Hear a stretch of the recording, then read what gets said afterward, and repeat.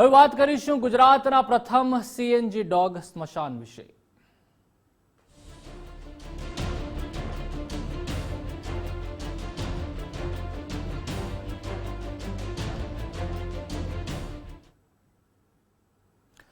તો મૃત્યુલોકમાં મોત નિશ્ચિત છે। માણસો તો નસીબદાર છે કે મૃત્યુ પછી પણ તેમની અંતિમ વિધિ મુક્તિધામમાં થાય છે। જો કે નિર્દોષ પશુઓને ક્યારેક 2 ગજ જમીન અને 1 કફન પણ દફન વિધિ માટે નસીબમાં નથી હોતા। પણ આવું ન થાય તે માટે ગુજરાતમાં પ્રથમ વખત સીએનજી ડોગ સ્મશાન ગૃહ બનાવવામાં આવી રહ્યું છે। કેવું હશે આ સ્મશાન ગૃહ, જોઈએ આ રિપોર્ટ।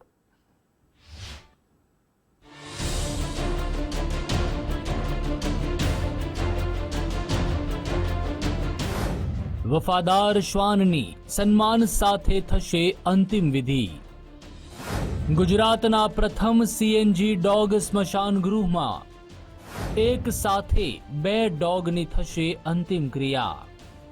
ગુજરાતનું સૌપ્રથમ ડોગ સ્મશાન અમદાવાદ શહેરના દાણી લીમડા વિસ્તારમાં આવેલા કરુણા મંદિર ખાતે બનવા જઈ રહ્યું છે। મ્યુનિસિપલ કોર્પોરેશન દ્વારા રૂપિયા 30 લાખના ખર્ચે સીએનજી ડોગ સ્મશાન બનાવવામાં આવશે, જેમાં શહેરમાં મૃત્યુ પામતા શ્વાનની અંતિમ ક્રિયા કરાશે।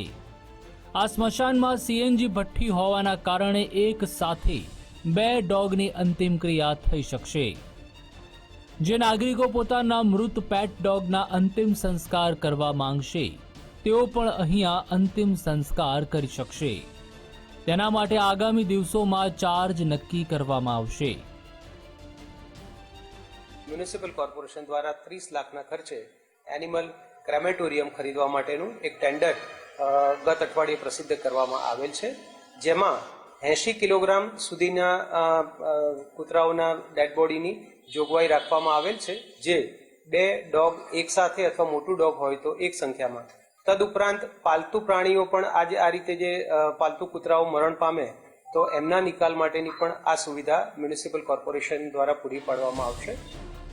મહત્વનું છે કે અમદાવાદ મ્યુનિસિપલ કોર્પોરેશન દ્વારા પેટ ડોગના રજીસ્ટ્રેશનની પ્રક્રિયા શરૂ કરવામાં આવી છે। શહેરમાં અંદાજે 50,000 પેટ ડોગ્સ છે, જેમાં અત્યાર સુધીમાં 5,500 પેટ ડોગના રજીસ્ટ્રેશન એએમસીમાં નોંધાયા છે। આ ઉપરાંત મોટી સંખ્યામાં સ્ટ્રીટ ડોગ પણ આવેલા છે। નાગરિકોને શહેરમાં ક્યાંય પણ મૃત પશુ જોવા મળે તો મ્યુનિસિપલ કોર્પોરેશનના ફરિયાદ નંબર 155-303 ઉપર ફોન કરી અને પશુના નિકાલ માટેની ફરિયાદ નોંધાવી શકે છે। માનસી પટેલ, ગુજરાત ફર્સ્ટ, અમદાવાદ।